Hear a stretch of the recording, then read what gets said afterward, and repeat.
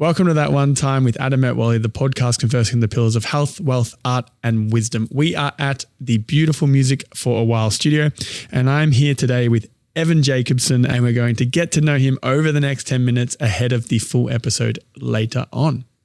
Hey, Evan, what's up? Hey, Adam. Thanks for having me.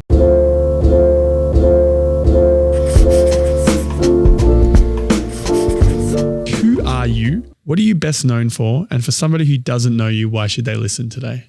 I am a New Yorker. I've lived here for most of my life. I've been a musician for almost all my life. I'm someone who was raised in a musical household, studied music all my life, and now I'm just continuing to pursue that passion into my adult life. I went to school here. I've lived here for some time, and I'm a jazz musician at heart, first and foremost. That's like my first love.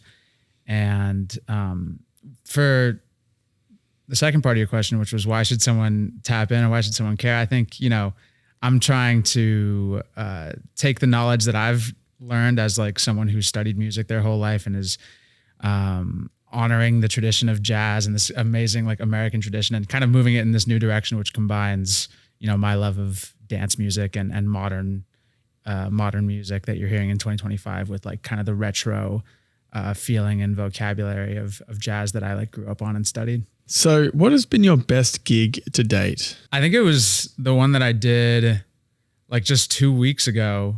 My band was opening for St. Motel at the Brooklyn Paramount, and it's like been the biggest show that we've done, and it's a hometown show. There was like 2,800 people there, and that room is just beautiful. The Brooklyn Paramount is just like stunning. I mean, it's such a historical room.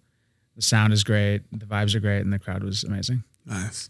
What's been your weirdest gig to date? Paris was pretty weird. That one was really fun. It was like a good weird. That's like my favorite type of gig, is like a good weird, one that really sticks out in your memory. But it was just like it was like a 250 person room. Everyone felt like it was like on top of you. It was like 2 levels. We had like 40 minutes to play this set to people who had never heard us before. And it was just epic. And I feel like, these French people, they didn't speak a lick of English, but they were just like so down for it. They were down to have a good time and just down to party with us. What's the biggest myth in music focus / content creation you can debunk in 10 seconds? I don't think that quantity always trumps quality. I think people will see right through that and stop giving you their attention and their like support if they can tell that you're just kind of pushing stuff out to sell something to them. What book has helped unlock your creative process?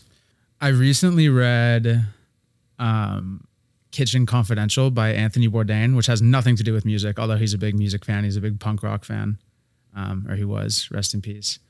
But he talks a lot about being like having a single-mindedness, just like a tunnel vision on, whatever your discipline is and being super focused on that. And, all the people that he looks up to had this like single-mindedness about being the best chef that they could be. And, I respect not only his like drive and his commitment and his like insane work ethic and the hours that he put into perfecting his craft, but also, he has this other side of him, which is this writer, this artist, this traveler, this person who experiences the world and is not just focused on cooking food. And I feel like, his worldliness, his travel experience, his writing, his life experience contributed so much to the art that he was making. And I think that that's so important for any artist, is just to experience life in a variety of different ways and not just be so focused on, practicing that you kind of forget to like live and pull from life experiences to put that into your art. Great. That's cool. You get one song for the rest of your life. What is it? Thought It Was You by Herbie Hancock. It's a niche one. It's this like, I think it's late 70s. It's like 8 minutes. So that's also probably why I would choose it. But it's like so weird. It's got beautiful melodies, beautiful arranging. That's a song I've loved since like high school, like band camp, when my friend put me onto it. It's a great one. Nice.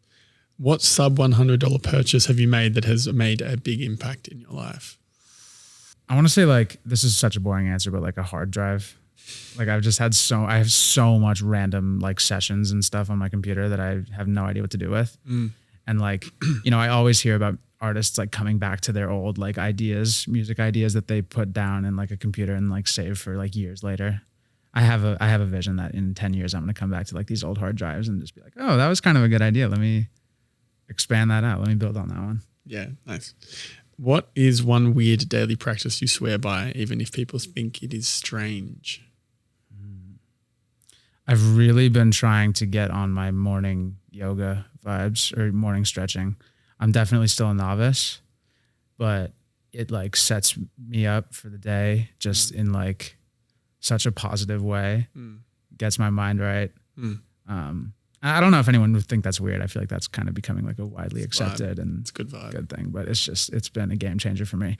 It's hard because, you know, I just got off tour recently, and it's like when you're sleeping in an Airbnb with like 5 other dudes, it's like not, you know, I'll definitely get some strange looks if I'm hitting downward dog in the living room at 7 a.m, but you know, gotta do what you gotta do.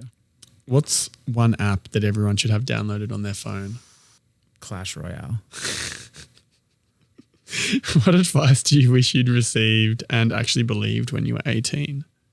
It's not always about being the best that you can be at something, even if that is your ultimate goal. But you have to, like, I think the way that I learn music and the way that music is taught is that it's a discipline, and it's something that you need to be good at rather than something that you can, rather than just like an artistic expression, like an expression of your deeper like energy or like spirituality or whatever. And I think that that's something I've learned much more recently, and I'm continuing to try to learn, is that it's not just about like playing the most virtuosic stuff, which is what I was trying to do at 18 and through all of college. And now I've gotten to a place where I'm like, I know I don't resonate with musicians who can like shred the fastest more than I do with someone who can like really put their soul into something. So that's honestly what I value more in music, and that's what I look for in other people as well. Yeah, the soul is the most important part. That's what moves and that's people. just not that's not the advice that I was getting at 18. And obviously, you know, you need to build that like structural foundation, that like base level of knowledge before you can really tap into the, you know, super emotional side of things. Yeah. But you know, I think that element of art is like a little bit lost when you go to school for it. Really? So I think I've just been trying to like gain that back. Yeah, we'll dig into that later. Yeah. The soul of it. Yeah. Who's the most famous person's contact you have, and how did you get it? I'll just say there's a saxophone player called Augie Bello he's been like kind of a mentor and a friend for these last like 4 or 5 years since I started putting videos on the internet. And he's just been like someone who's super in the public eye and very successful, very renowned saxophone player and musician, and someone that I'm very lucky to call a friend. Nice. What's the strangest compliment you've ever received? That a song that I put out makes them feel like seeing the love of their life at a rainy bus stop. I was like, oh, thank you. It's the same song that you were mentioning earlier, by the way.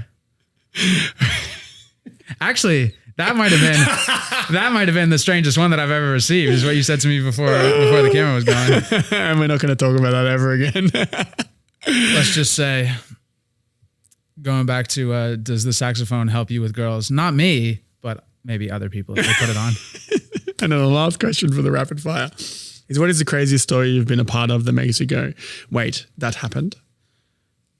Not to go back to the tour thing, but we were driving in Asheville a few months ago, and we witnessed, this is a really long story, so I'll make it quick, but we were driving along the highway, Barron Highway, and then across the divider on the opposite side of the highway, we saw a truck driving in the same direction as us, but he was on the opposite side of the highway. Oh shit. And like after nearly missing a few cars, a bunch of like cops came and they like spun him out on the highway. And it was like after a show, we were all so tired. It was like 2 a.m. We were like, is this really happening, or am I just hallucinating right now? So that was crazy. So a near-death experience. Not for us, but we almost witnessed, you know, someone else's near-death experience. Yeah, wow. It ended up being fine though. It was cool though. I was like, it definitely, you know, it scratched that itch of like 15-year-old me watching like high-speed chase compilations on YouTube. I was like, I never thought I would get to see one in real life. Well, you can always chase your dreams and eventually they will come to fruition. Exactly. When you least expect it. Exactly. Evan, thank you. I'll see you on the other side. Sounds good. Cool, man.